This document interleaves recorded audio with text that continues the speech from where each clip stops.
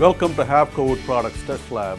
We will demonstrate the testing of our flooring products today. We take these approximately 3-foot long boards and support it at 30-inch span in an Instron test machine. We use a rubber block to apply a load at a center edge of the board. So the deflection right now is 0 and the load is 0. When we start the test, the ram loads the board at about 3 inches a minute. And as the board is loaded, you will see the board will deflect at the middle and eventually fail.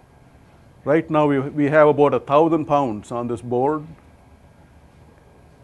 It's about 2,000 pounds, 3,000, 4,000,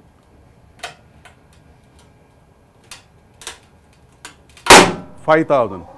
The peak load was 5,114 pounds and the deflection was 1.18 inches.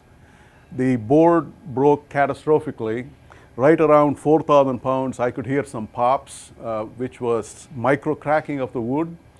And between 4,000 to about 5,000 pounds, these cracks bridged, became bigger, and eventually we had a catastrophic fracture at the bottom side of the board. In a bending test such as this, the bottom side is in tension, which causes the micro cracks, and top side is in compression. It doesn't typically cause these cracks. It's the bottom side that fails the board because the wood has a limited amount of tension capability.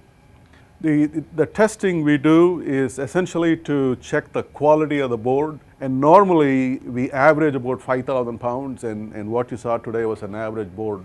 We are done with the bend test.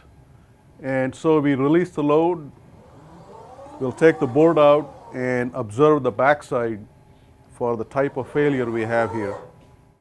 And what you see is pop out of one of the joints, fracture of wood, and then there are cracks that is in the wood and as well as in the glue line.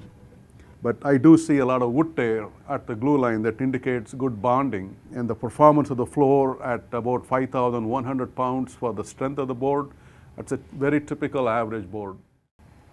The Havco Fusion board is a combination of a conventional laminated oak board on top side and then a special composite layer that's bonded to the bottom side of the board. This Fusion board has a thickness of 1 3/16. What we expect from this Fusion floor is a higher strength, even though it has lower thickness than the standard oak board.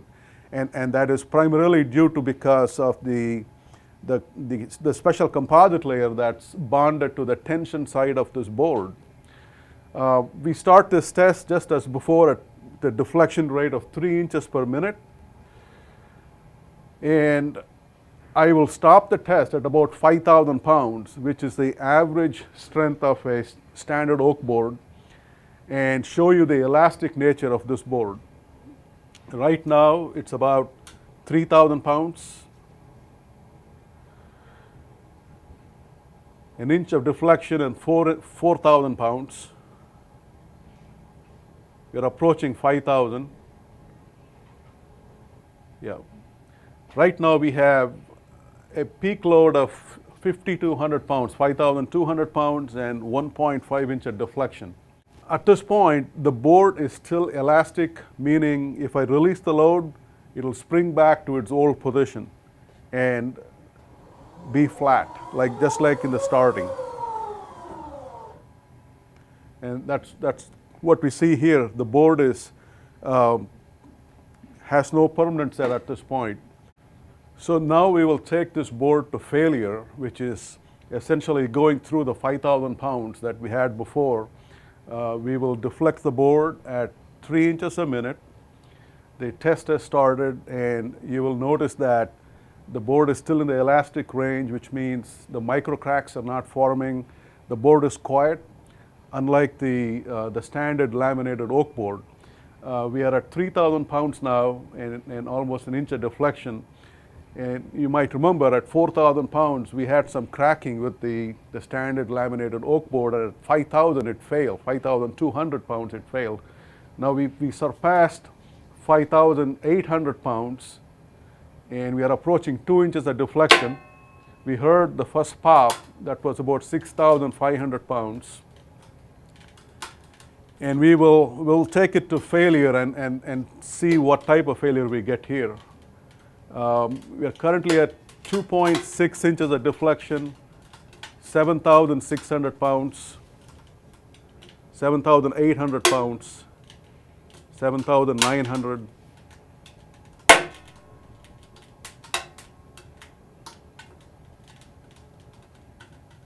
We have 3.5 inches of deflection, and the ultimate load is 8,251 pounds. So you can clearly see we surpassed the strength of a laminated oak board with a thinner board very easily. And even at this deflection, the board is still intact, meaning we don't have fracture at the bottom side. And that is because the composite layer at the bottom is so strong that it's not possible in this test at this deflection to break it, and therefore the wood is still intact. It's essential to observe here that we don't have any debonding or delamination of the composite layer from the wood, and that is because of the superior bonding that we have and the special adhesive that we use between the laminate and the wood board. We coat both the wood board and the laminate thoroughly in order to ensure that we get the best performing bond between the two substrates. And in addition to that, we also have devised a new test where we look at the durability of the glue under conditions where the boards can actually get wet and dry and go through a soak and dry cycle. The soak and dry testing happens over almost 2.5 weeks. We take 3-foot long boards and we mount it on cross members, and it sort of represents a small section of a trailer floor. So we actually have floor screws that connect the boards to the cross members. Then we take this setup and soak it in water for a whole week. And at the end of 1 week, we take the boards out and let it dry in an oven at 140 degrees Fahrenheit for 2 days or 48 hours. And then we repeat the cycle where we go through 7 more days of soaking in water and 2 more days of drying. So when we complete the 2 cycles, the boards are looking approximately like what I have to show you here. These boards are actually an inch and 5/16 fusion boards, and you can see the red composite on the back side. And these holes here are from the screws that were used to mount the boards to the frame. The boards are still fairly flat. I do see a lot of cracking in the board. There is crack in the wood, in the glue line, at the end of the boards. But the composite itself appears to be well bonded. I don't see that separating from the wood. Please remember, the board has many cracks in it, but the composite is seems like almost fully bonded. The composite does have fibers along the length of the board and transversely along the width of the board. So the transverse fiber should help bridge some of the cracks that we have. At this point, we have 5,400 pounds and deflection of 1.3 inches. And if you recall, the standard inch and 5/16 board, laminated oak board, failed at about 5,200 pounds, or 5,200 pounds. So we've surpassed that. The board was very quiet. I did not hear any additional cracking. We will go ahead and increase the load till some sort of failure happens. We are at 6,000 pounds now. I heard my first pop.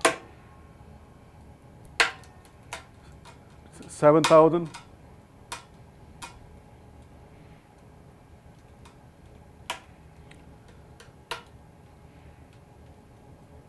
We are at 8,000 pounds and 2.5 inches of deflection.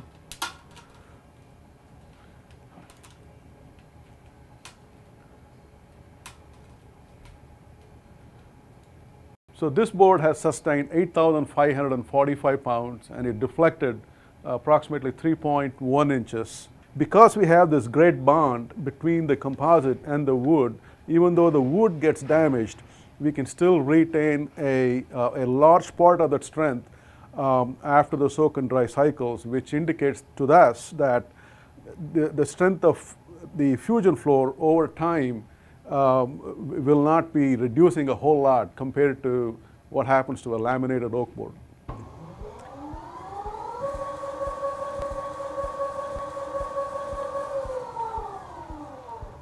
You can see there is about 3/4 inch of permanent set in this board, which is very similar to what we saw with the other fusion floor, which was tested before in the dry condition.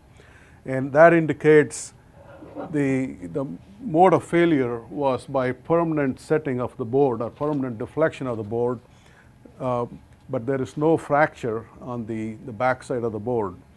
The composite layer is still completely bonded to the wood. There is no indication of any delamination.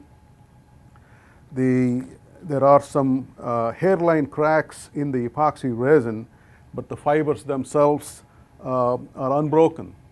If this aging simulates the long-term performance or durability of the floor in a trailer, one should expect that after many years of service, the floor would still have 80 to 90% of its strength still present, even though the board themselves may be affected by water and drying cycles. The composite is well bonded, and it appears that it will stay bonded for a long time.